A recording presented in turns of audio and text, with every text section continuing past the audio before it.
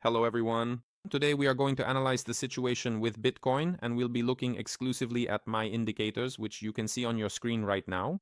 We'll take a look at the Bitcoin charts as well as the charts for Ethereum and Toncoin. Toncoin will serve as an auxiliary tool. Well, let's start with Toncoin. What do I want to show you here? I have a so-called indicator, which is called the return levels. Don't ask me how it's constructed, but for Toncoin on the 15-minute candles, the level is 1.278. On the hourly candles, it's 1.283, and on the 4-hour candles, it's 1.278. And as you can see, the price hasn't reached this area yet. It's close, but it hasn't reached it yet. And I have to say that, well, in most cases, even if there's a bit of a delay, these levels do work out for this particular instrument. Well, that's what I've observed. This suggests that Toncoin should drop at least to this area, so most likely the decline will reach this area, and this is an indirect indication that Bitcoin will most likely continue to decline as well because Toncoin itself won't fall without Bitcoin. That's it. At the same time, I want to point out that for Toncoin on the weekly candles, there is a growth target, this turquoise area, around $1.90, $2. Well, that's basically it, right? So we had some targets on the daily time frame and they were reached here. The target was reached here and here as well. Well, there's still a very old one left and there are also some retracement levels here, but they're too high up. That's 250, 295. Someday Toncoin will get there, but for now it's too early to talk about that. Now let's take a look at Bitcoin, which is expected to make another move down. Here, we're interested in the lowest indicator. That's this red line. Look at where the cursor is right now. It's highlighted with a dark circle. We have a very strong oversold condition on the hourly candles. I've even put an arrow here. Just a second, my drawing tools, well, in this area where the chart is moving, there's a green arrow. This indicates that there are already signs for potential growth. But at the same time, if we move to the lower left corner, you can see that on the 4-hour candles, this indicator continues to point downward. That is, it signals a downward price trend. And as long as it hasn't turned upward, meaning hasn't made a reversal, just a second, well, a reversal like this, for example. So what does a reversal mean? It was going down like this, and right here, yes, there was a change in direction. And until we see that, we should logically expect, a continued move downward, with this indicator entering the green zone, which signals strong oversold conditions. So far that hasn't happened.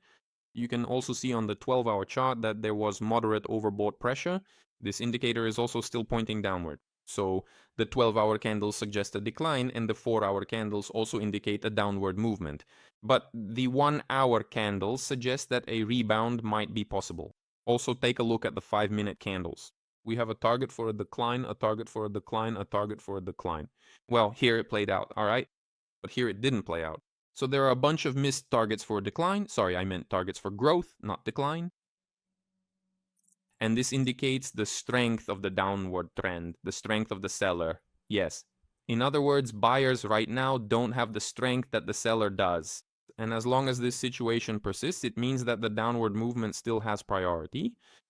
Also, right here, there's a group of signals indicating potential growth, which could play out with Bitcoin rising somewhere to the area of 69,700, 69,900, or maybe even $70,300. But again, it's too early to talk about that. For now, the 4-hour and 12-hour candles are pointing downward. What level? But a reversal is somewhere nearby, at least a local one. Which level is the target? Here's the 5-day moving average. On one hand, right here on March 24th, we already dropped down to this average, but ultimately, there's nothing stopping us from coming back here again. That's approximately $68,900. And there is a chance, due to the strong oversold condition on the hourly candles, and possibly by that time there will already be significant oversold conditions on the 4-hour candles, to see at least a local rise, which could even turn into a global one. But here and now, the priority is towards a decline, at least to the area of $68,900, $68,950, somewhere around there.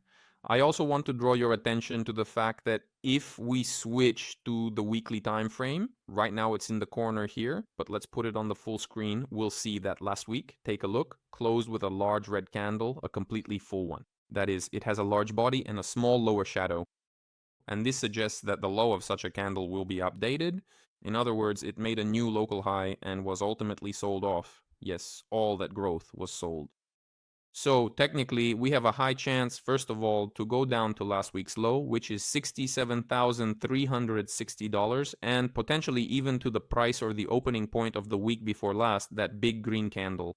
And that is already the price of $65,970. That is right now, from the perspective of my indicators, my experience, and my analysis, the movement for Bitcoin is more likely downward, at least to the 5-day moving average, which is 68,900 and potentially much lower, somewhere in the area of $66,000, the base of the weekly candle from March 9th. That's it. There's nothing more to add about it for now. At the moment, there are no reasons to buy. Unless we see some kind of local rebound into this target area, on the 15-minute candles, that's $69,700, well, $70,000, somewhere in that region. But this is nothing more than a local rebound, at least that's how it looks right here and now. Now let's take a look at Ethereum on the same chart. Here the situation is basically similar, with the only difference being that the hourly candles are already extremely oversold, and the 4-hour candles are, well, quite oversold as well. At the same time, the 12-hour indicator below continues to point downward. There is a formed target for a decline in the area of $2,050, $2,055. And the 50-day moving average acts as a magnet, which notice we broke through for the first time in a long while, almost immediately, from below upward. And so it's absolutely possible for the price to come down to the lower end of the range we've been trading in. And if I move the cursor here, I can tell you that's somewhere around $1,930 to $1,950. So we could very well go down to this level. And after that, well, it's quite likely that the growth will continue. For what reason? Well, the reason is that our hourly chart is oversold, it's already quite oversold, and if the decline continues, the 4-hour chart will become even more oversold. If you look, our weekly candles are heavily oversold, right? And a move up toward the 200-week moving average seems likely. We came close to that level, that's $2,435 and potentially even higher, up to around $3,000, where the 50 and 100-week moving averages are located. If we apply similar reasoning to Bitcoin, we can see that Bitcoin could move up to the 100-week moving average, the red line, which is $87,000 or more, and potentially to the 50-week moving average, shown here in green, which is around $97,000 to $98,000. And right here we have these two little green arrows. There are growth targets on the weekly time frame. No one said that we would immediately move to reach these targets, but the probability is quite high that after some correction to the area of $66,000, maybe a little lower, maybe a little higher, we will still head toward the $87,000 and possibly even $98,000 range to reach these targets and test the 100-week and 50-week moving averages for Bitcoin as well as for Ethereum. Subscribe to the channel. See you next time. Goodbye. The next review will be about the stock market.